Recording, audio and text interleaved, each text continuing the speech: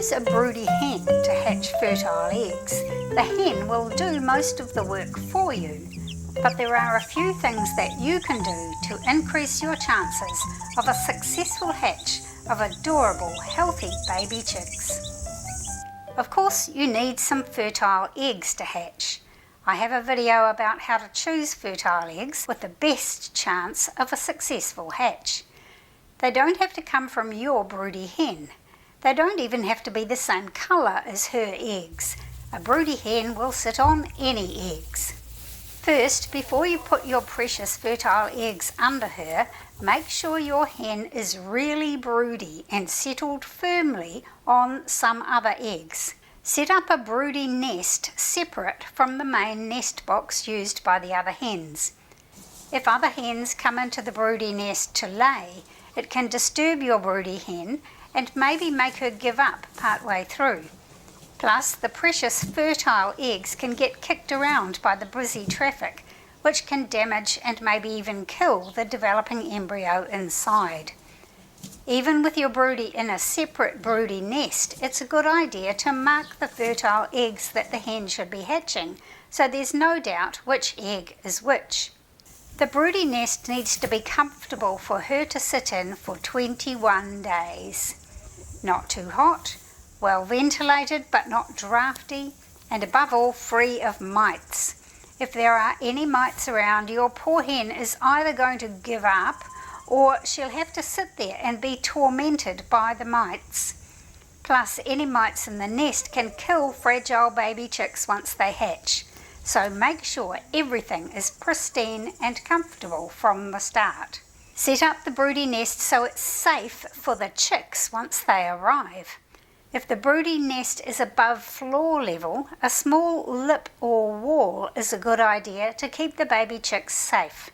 Once the chicks are a few days old, they'll be able to manage. If you're really lucky, your hen will have gone broody sitting in a suitable broody nest. If not, then once you have set up a broody nest, you will need to move your hen. I think it's best to do this late in the evening. If it's too difficult to move the hen plus the eggs she's sitting on all in one scoop, then move the eggs first and then move the hen. The critical time will be the next day when she sees that she's in a different place. Watch her carefully, especially after she gets up to eat and drink. She might return to the main nest box instead of the new broody nest where her eggs are. She should return to the eggs in her broody nest. At this point, you can be sure she's really well settled on broodiness, and it's safe to trust her with those precious fertile eggs that you want hatched. You should have her food and water nearby, but not too close. She should get up once a day for half an hour or so.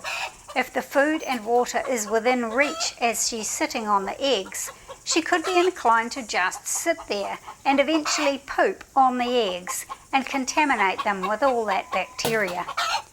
Speaking of poop, you might have noticed that chickens usually poop many times a day. However, a brooding hen will usually only poop once a day. As you can imagine, a whole day's worth of saved up poop is rather large, and it's very smelly. Don't panic, that's typical broody poop. Even once she's well settled on brooding those eggs, stay alert, especially if she's a first-time mother. Some hens will sit reliably for several days and then give up, perhaps because something disturbed her. In case this happens, you should be ready with a backup plan, either another broody hen or an incubator all set ready to go. This is not so important if she's hatched eggs before. You will know whether she is a good sitter who will stay on those eggs all the way through to hatch time. Around about 21 days after you put those fertile eggs under her, the chicks will start to hatch. This is another critical time if she's a first-time mother. Some hens will sit very reliably on the eggs, but turn murderous and kill the chicks as they hatch.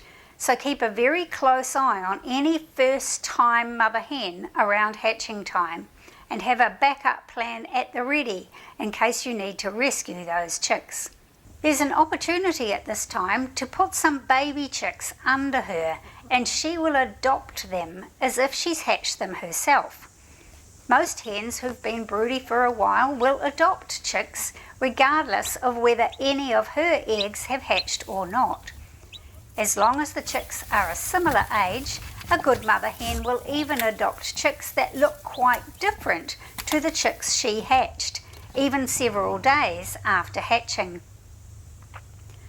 Once the chicks hatch, they will need special food suitable for baby chicks, not layer feed. The amount of calcium in layer feed is far too high for baby chicks. The high concentration of calcium can cause kidney damage, which might not be apparent until some months later when the chicken suddenly dies of kidney failure. It's okay for the hen to eat the chick food too. Some chick food contains a coccidiostat, but since a broody hen won't be laying any eggs, there's no worry about egg withdrawal time. The chicks also need water. It's usual to provide this in a small, shallow dish, but be certain it really is very shallow, so the unsteady wee chicks aren't at risk of getting in and being unable to get out. Even if they don't drown, a chick that falls into a water container can die some hours or days later of pneumonia. It won't be very long at all before the proud mother is taking those chicks out for a look around the big wide world. Check the entire coop for any risks to the chicks. Mother hen will want to teach her chicks all about the yummy things that are good for chickens to eat. If you've only ever raised chicks on chick crumble, be aware that as soon as the chicks start to eat anything other than chick crumble, they need insoluble grit so their gizzard can grind up those seeds and insects. This is insoluble grit, not the shell grit used as a source of supplemental calcium for laying hens. Any fine gravel, crushed flint, tiny stones, or even coarse washed sand will do the trick. For baby chicks, you're looking for a diameter of no larger than about 2 or 3 millimeters. That's a 1/16 to an 1/8 of an inch. They will find it and pick up what they need. And if you've got this far, then I expect you now have a very proud mother hen with her healthy, happy baby chicks. Enjoy! Thanks for watching. See you next time.